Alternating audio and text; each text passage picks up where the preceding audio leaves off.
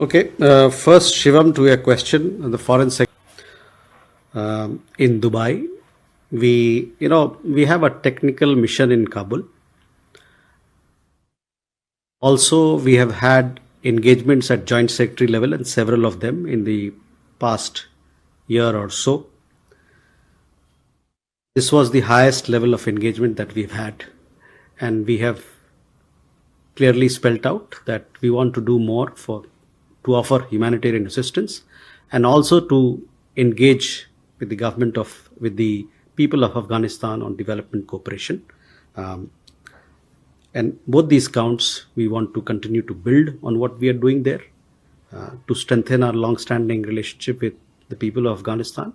We also want to do more on sports, and you would have seen there are several cricket players from Afghanistan who play here in IPL. Greater Noida, or one of the places, also happens to be the home ground. So these are areas where we want to build our relations so that we can bring more benefit of our approach, of our humanitarian assistance, of our engagement on development cooperation front that we have with Afghanistan.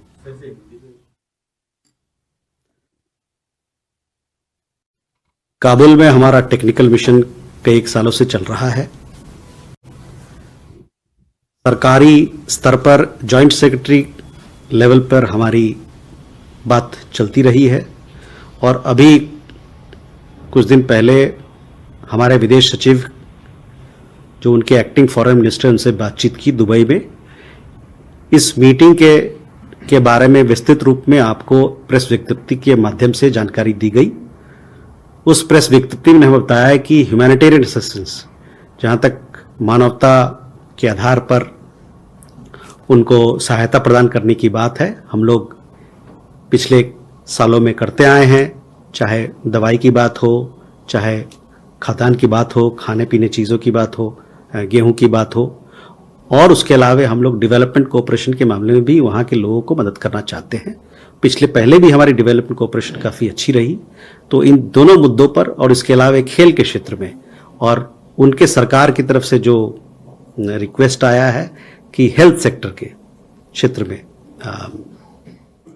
इन सभी क्षेत्रों पे हम काम करना चाहते हैं, और ताकि वहाँ के लोगों को के लिए हम बेहतर, उनके जीवन के लिए, उनकी आने वाले दिनों के लिए और बेहतर काम कर सके. Regarding visa matters are dealt with established guidelines, so I don't want to go into details, but visas are being issued to people as per established norms and guidelines. On the standoff part, on that I would like to clarify.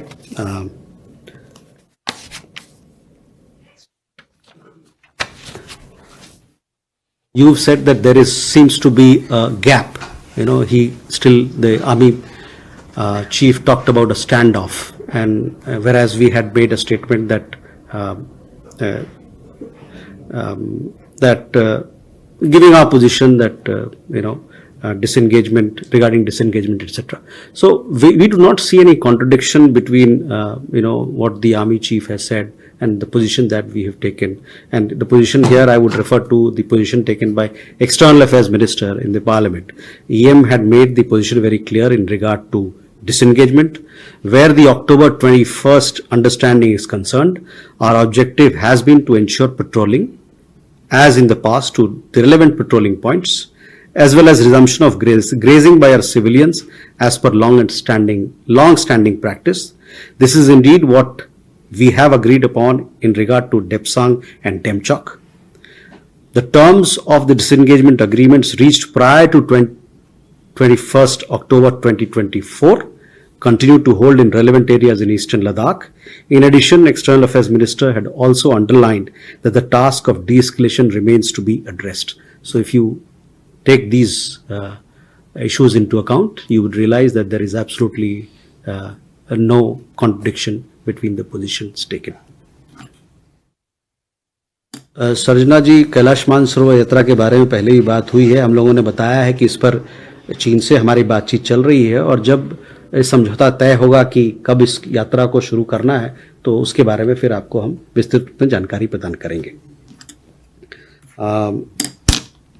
Neeraj, रक्षा मंत्री ने जो बात कही और हम लोगों ने आज तक जो पोजीशन लिया है हमारे पड़ोसी मुल्क से जो हमारे रिश्ते हैं उसके बारे में, उसमें हमको कोई दुविधा नहीं होनी चाहिए कि वहाँ से जो फैलता हुआ आतंकवाद हमारे यहाँ आता है, यहाँ वहाँ से कहीं और जाता है, वो पूरे दुनिया के लिए एक खतरा का रूप है। और हम लोग एक बार फिर से आह्वान करेंगे कि वहाँ की सरकार क्रॉस बॉर्डर टेररिज्म को बंद करे। Then we had a question, Manas, regarding 3 entities which have been taken off the entity list. These 3 entities happen to be Indira Gandhi Center for Atomic Energy Research. The other one is Bhabha Atomic Research Center, and then Indian Rare Earths Limited. It is a welcome step. These were in the entity list of the US for several years now. With this action by the US government, it will lead to greater collaboration between India and the United States in the field of nuclear energy, in the field of clean energy, and also in the field of critical minerals. Some of these elements are also part of ISET conversation that we have with the United States. So it's a welcome step, and we look forward to doing more with the United States in these areas that I mentioned. So these are steps which will now be discussed. It will open up new avenues of collaboration in civil nuclear field, and hopefully the questions about liability, etc., that you are talking about will also be discussed and taken forward. Neeraj,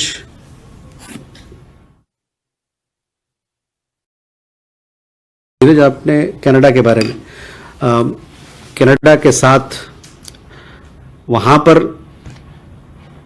Canada के अंदर कुछ राजनीतिक गतिविधियां चल रही हैं। हम लोग उस पर लगातार नज़र बनाए हुए हैं, और हमारी आशा ये है कि जो ये रिश्ते हैं भारत और कनाडा के बीच, बड़े गहरे रिश्ते हैं। आर्थिक रिश्ता हमारा बहुत मजबूत है। हमारे लोग, भारतीय समुदाय के लोग वहाँ बहुत रहते हैं।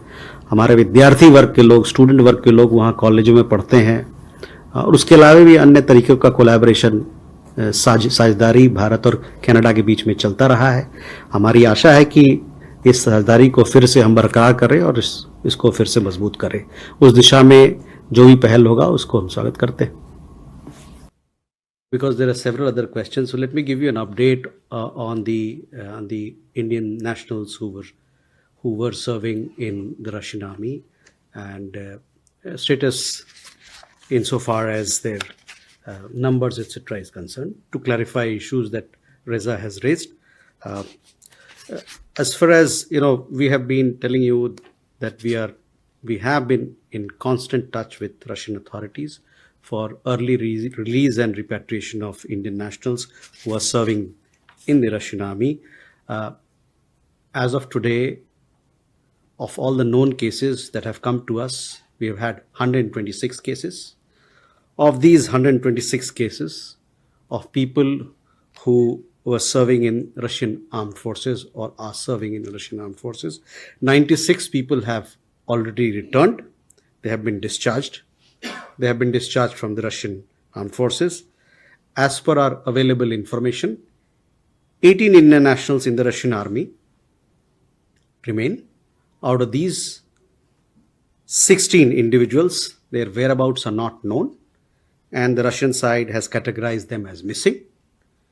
We remain engaged with the Russian authorities to ascertain the whereabouts of the missing Indian nationals, as also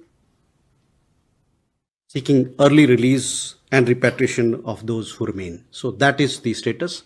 12 Indian nationals have died in the conflict who were serving in the Russian army. So that should clarify. You also had a question regarding citizenship. That is, we are not aware of these details. Possibly people who went there, they would have taken certain decisions of which we are not aware.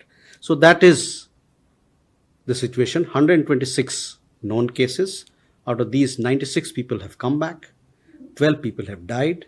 There are 18 people who've been categorized.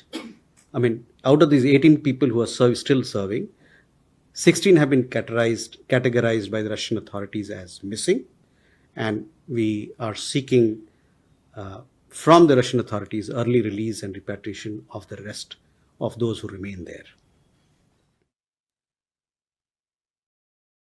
One gentleman, of course, is injured, so he'll come back, and the mortal remains of one person has to come back. Siddhant, regarding elections in Bangladesh, see, our position as far as India-Bangladesh relations are concerned have been articulated number of times. We had the visit of our foreign secretary, where we said that we want to move in the positive direction. We want federal relations with the people of Bangladesh. We want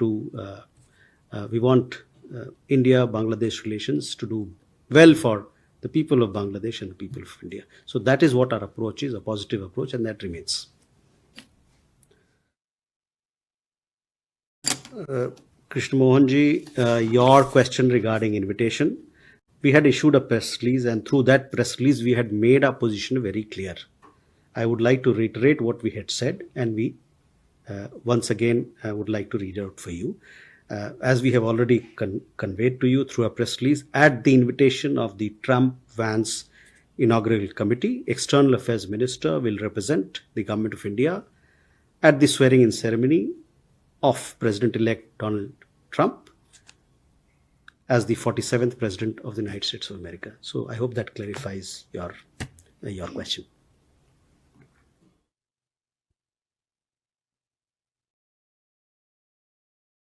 Dhairya, you asked a question regarding US sanctions. These sanctions were announced a week back or so, on 10th January, if I recollect properly.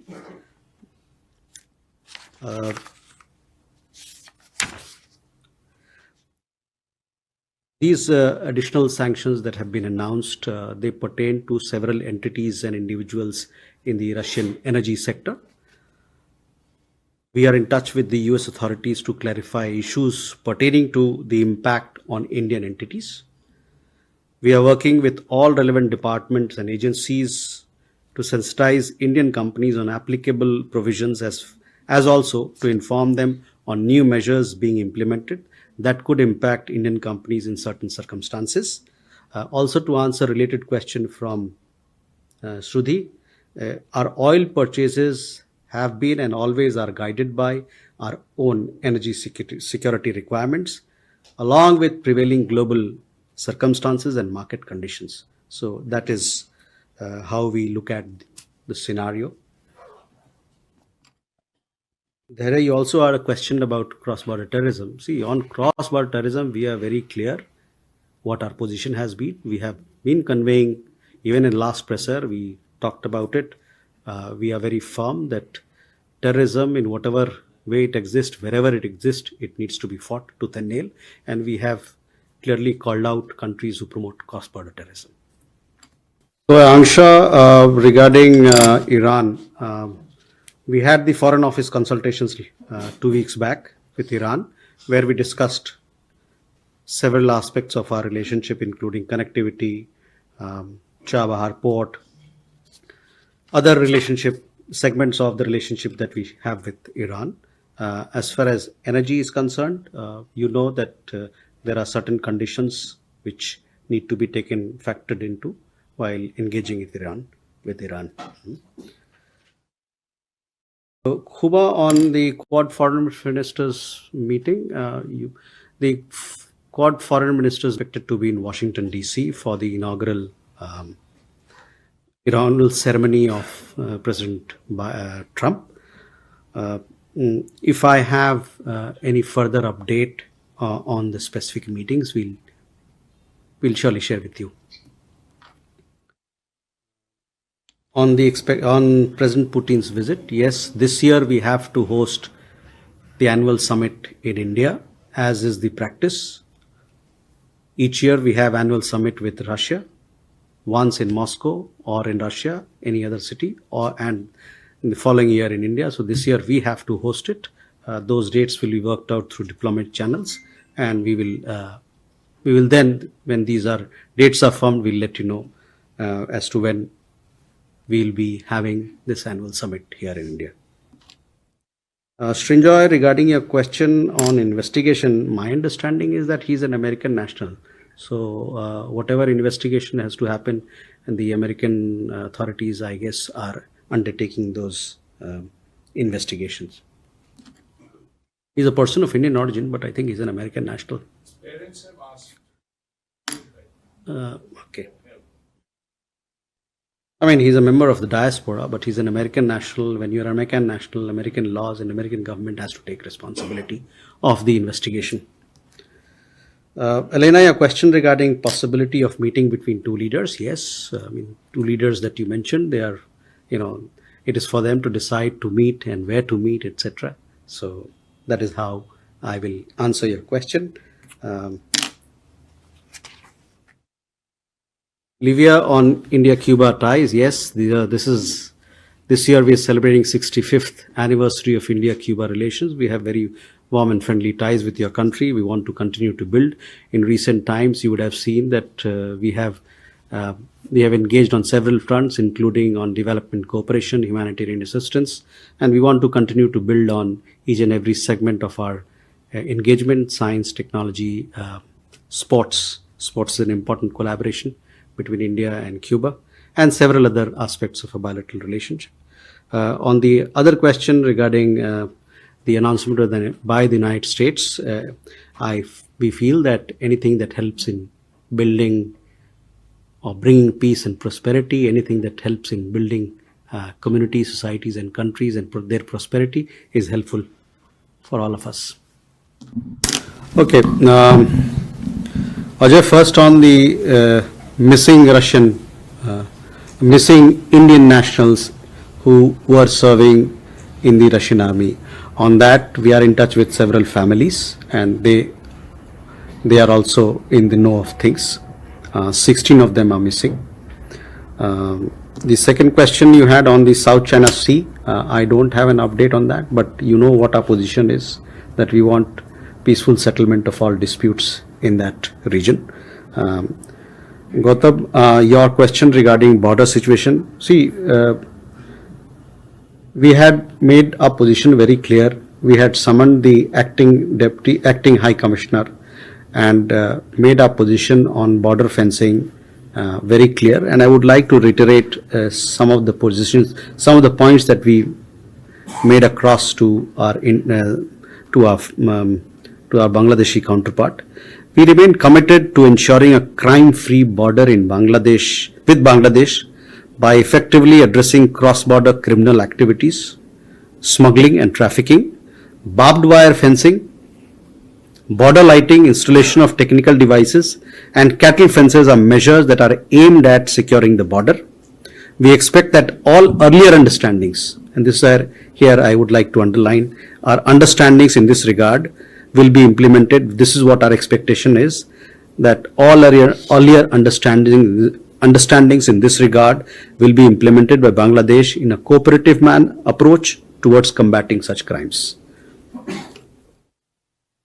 Reza, on exports that are being held back, I don't have an update, but I guess these are matters which pertain to Foxconn and several other Indian private entities, so they would be looking into it, but I shall update if I have anything to add to that. With that, we come to the close of this press conference. Thank you very much, ladies and gentlemen.